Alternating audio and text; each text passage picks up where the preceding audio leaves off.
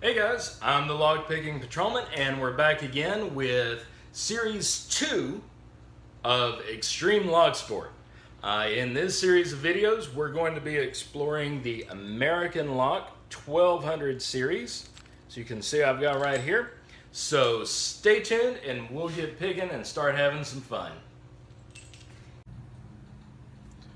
Alright guys, so we've got this American Lock 1205 series. It's an aluminum bodied padlock with a hardened stainless steel shackle. If you've watched any LockSport videos at all, you've seen this lock at least 50-11 times. So why do I want to pick this lock for Extreme LockSport?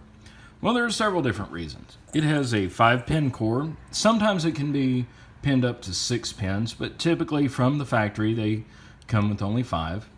And there are security pins both in the drivers and the key pins. Top and bottom pins both normally have at least serrations, sometimes serrated spools. Just depends on the lock. You can see the bitting on the key here.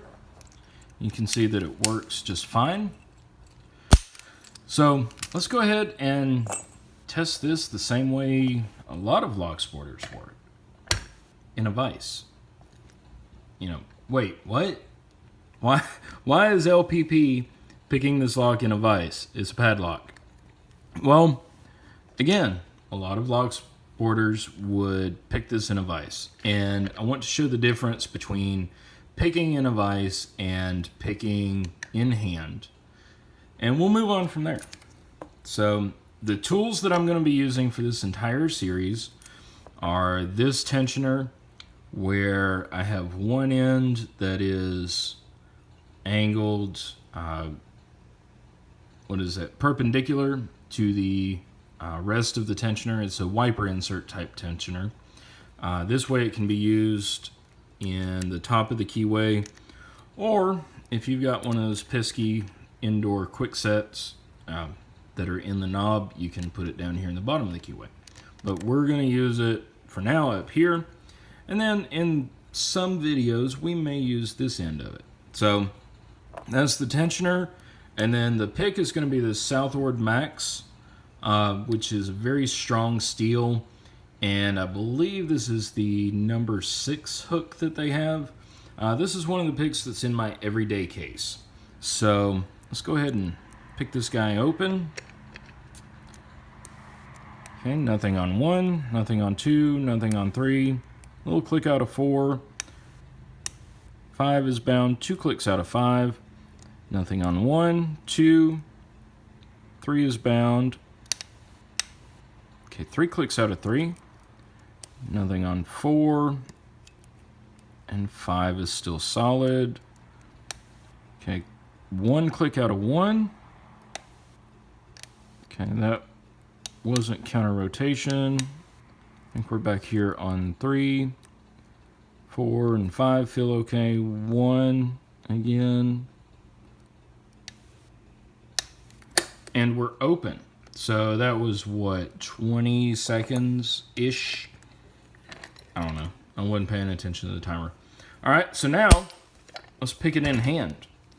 See what difference. And by the way, if you're new to these locks, if you pick it and have the cylinder plug turned and then you snap the shackle back in, it will spin around like that.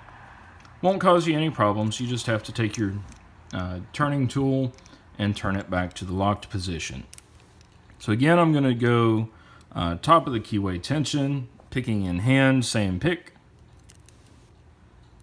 Okay, 1, 2, 3 are all loose. 4, 2 clicks out of 4. Back to 1, 2, 3. Okay, 4 is giving me a little bit more. Okay, 4 gave me 2 more clicks.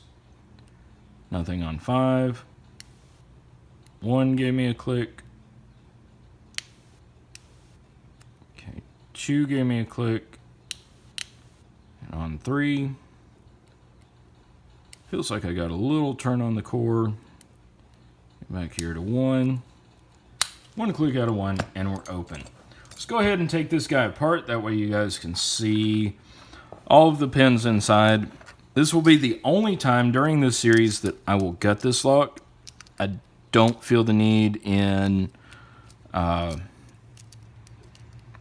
picking it in different situations and then coming back to gut it every single time. If you guys don't believe me by now that all the pins are in there, then you never will. So why bother with all that? All right.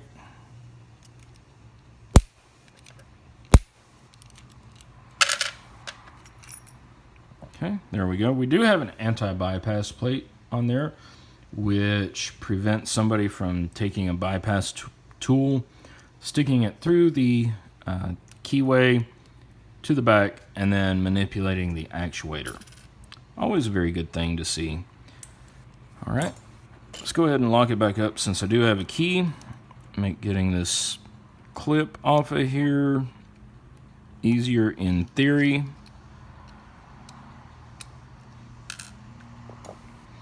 All right, do have a key, and we'll get a follower.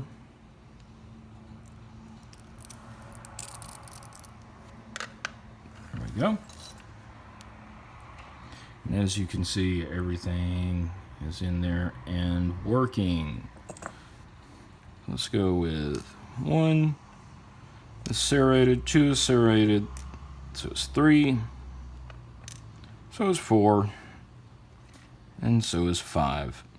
There's no monkeying with the core, or with the plug for the core.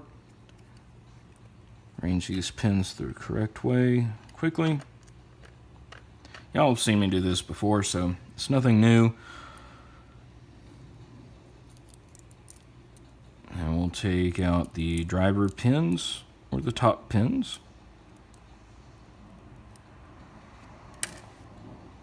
One is serrated.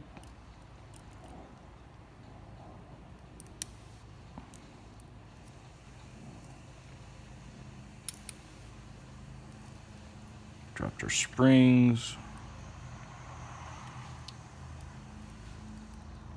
2 is also serrated.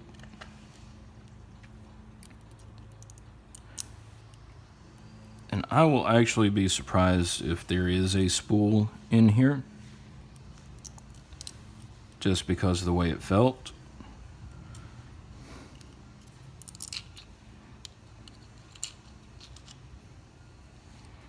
Go in from the back side to get the 5th one, and yes, all 5 top pins are serrated, and all the springs are little copper springs, standard American lock springs. So there you go. There you have it. Picking in a vise, picking in hand. In hand, I think took slightly longer than picking in the vise. Picking in the vise does give you a little more feedback when you're first learning. So if you are first learning how to pick locks, having them in the vise is a good training measure. However, to properly evaluate any lock as far as single pin pick resistance, the trick is to put it in an environment for which it is meant to be used. All right, guys, that's all we've got today. Stay tuned for the next episode of Series 2 of Extreme LockSport.